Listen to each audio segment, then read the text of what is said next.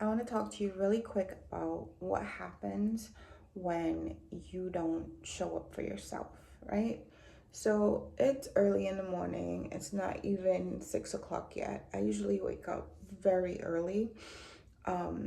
Ideally, I want to wake up around maybe 3 or 4 o'clock in the morning. The reason why I need to be out of the house at the latest for 6 o'clock. So the fact that I'm even stopping to do this is taking time. But I really want to make this point while it's fresh. I woke up late this morning, so I didn't have the usual time that I take to myself, right? For myself, that prayer time, that journaling time, I didn't have it. I have to jump into my day. I have to jump in the shower, get changed, and get out the door to take my children to school. That's going to affect my day. I have to work with the timing that I have, right? Because I want to be back home by a certain time so that I can do the things that I have to do. So that now leaves me unable to take the time that I would normally take for myself, to center myself, to get myself together. Now, fortunately, I'm not saying this as a woman who does this regularly, right?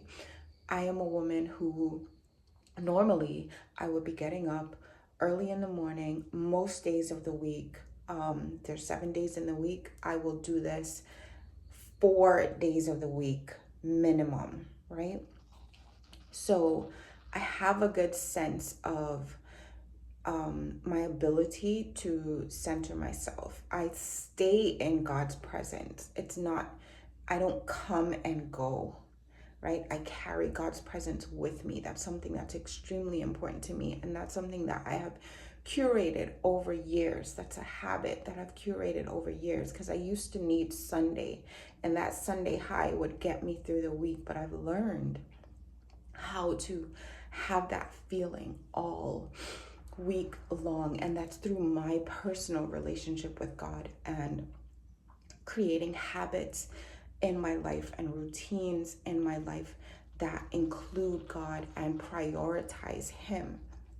I've also created habits of journaling, of processing my thoughts and my emotions so that I don't become overwhelmed by what I'm feeling in the moment. And that's something that used to happen to me. And then I wasn't able to function properly because of the things that were going on in my life, the things that were going on within me. Sometimes that didn't even apply to anyone else. It was just my thing. But even though it was my thing, it was affecting everything. Can you relate to that? And I've developed ways and frameworks for myself of being able to handle those things. So this morning, even though I don't have a lot of time to do the usual thing that I would do, if I journal a sentence, it's going to release something in me, or it's going to inspire something in me. And I don't know what that sentence is because I haven't written it yet. It's probably going to come to me in the shower because something about the water, that's where ideas and thoughts flow freely for me, one of the places.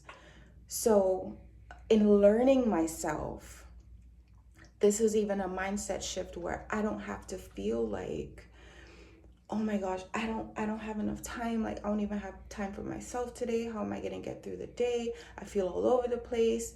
Have you felt like that? Have you been feeling like that a lot, but yet pushing through and doing the things? You're going to work, you're dealing with the children, you're doing those things that you have to do, but yet you don't feel like yourself, yet you don't feel centered.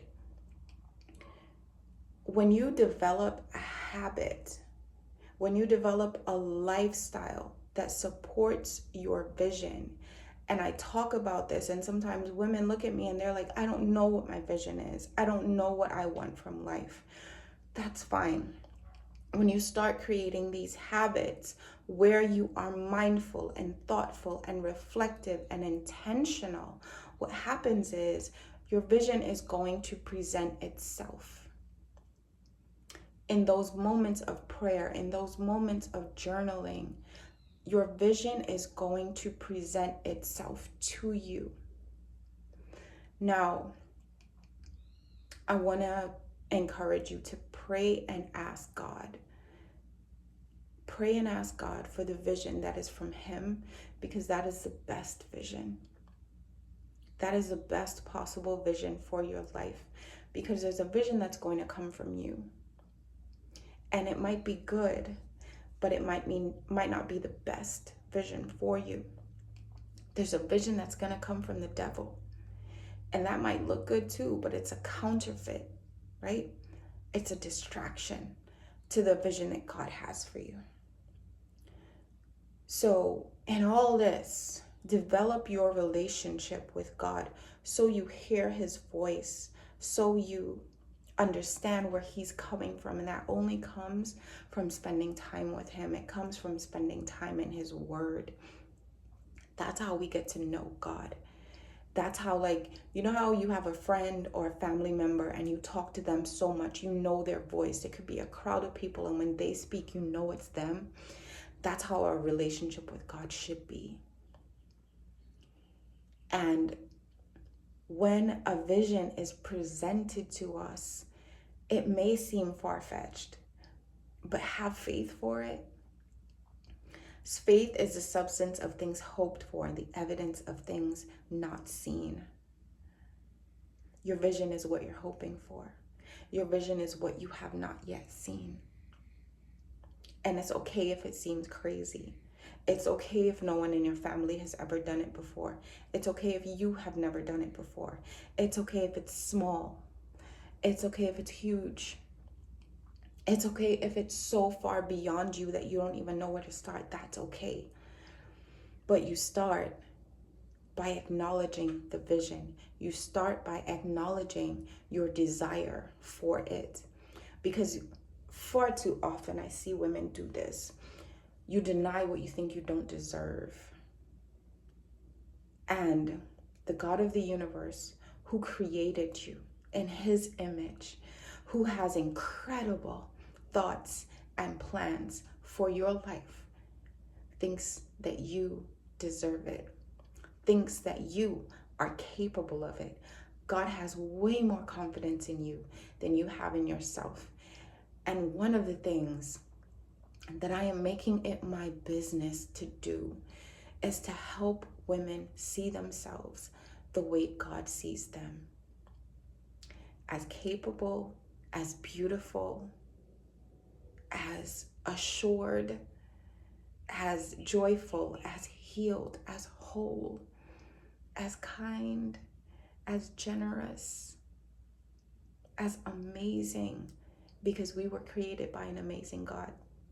So we can't be anything less than amazing. Not that we are on the same level as Him, but we are made in His image. We are reflections of Him. And in order to reflect God, we must have an accurate view of Him and an accurate view of ourselves. And that takes time. But there's some days you won't have a lot of time. And you're going to have to know in the moment. You're going to have to be able to walk out the door in 5 minutes and be ready for the vision and be ready for the blessing. Because there are some things that are going to come into your life once you start to prepare yourself for the vision that God has presented you with. There are some things that are going to come into your life, and you're not going to have 3 months to prepare. You're going to have to be ready now. And I want you to be that woman who's ready when the job offer happens, when you meet an amazing man who wants to love you and honor you and cherish you. When an opportunity presents itself for that thing that you've wanted to do since you were 6 years old, will you be ready? This is beyond creating a vision board. This is beyond writing in your journal. This is where it begins. But you want to become a woman who is going to live the vision. I hope this helps. I'm gonna go jump in the shower. Blessings on your journey, and I will talk to you soon.